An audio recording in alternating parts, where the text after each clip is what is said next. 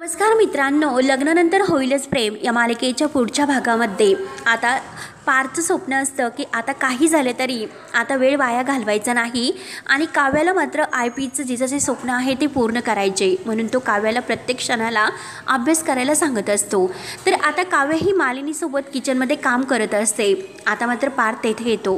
पार्थ आता काव्याला म्हणतो की हे बघा, तुम्हाला आत्ता अभ्यासाची गरज आहे, वेळ वाया घालवण्याची गरज नाही। तर तेव्हा आता काव्य म्हणते की अहो पण, तर मालिनी म्हणते की अरे तिने लेक्चर अटेंड केलेला आहे आणि आता ती ऑनलाईन क्लासेससुद्धा करते ना, तेव्हा मात्र आता तिला ब्रेकची गरज आहे। तर तेव्हा आता पार्थ म्हणतो की हे बघ, ब्रेक फक्त 5 मिनिटाचा असतो आणि आता त्यांना अभ्यासाची गरज आहे। तर आता काव्य ही अगदी पार्थकडे बघत असते। त्यानंतर आता इकडे जीवा मात्र एक साडी सिलेक्ट करतो आणि ती साडी नंदिनीच्या हातात देतो आणि म्हणतो की हे बघ, फायनली 5 मिनिटात मी साडी सिलेक्ट केली। तर नंदिनी म्हणते की हो का, आणि जीवा म्हणतो की जर मी साड्यांच्या दुकानामध्ये सेल्समन म्हणून कामाला जर असतो तर एका दिवसात अख्खं दुकान मी अगदी म्हणजे रिकामं केलं असतं। तर आता लगेच नंदिनी म्हणते की अहो किती बोलतात तुम्ही, आणि बोलताना तुम्हाला दम वगैरे लागत नाही का?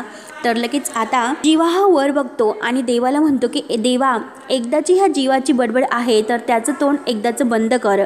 नंदिनी लगेच आता जीवाच्या तोंडाला हात लावते आणि असं बोलायचं नाही असं आता खुणावते। तेव्हा आता मित्रांनो पुढे काय होईल हे बघण्यासाठी मात्र आपल्या चॅनलला नक्की सबस्क्राईब करत राहा। धन्यवाद।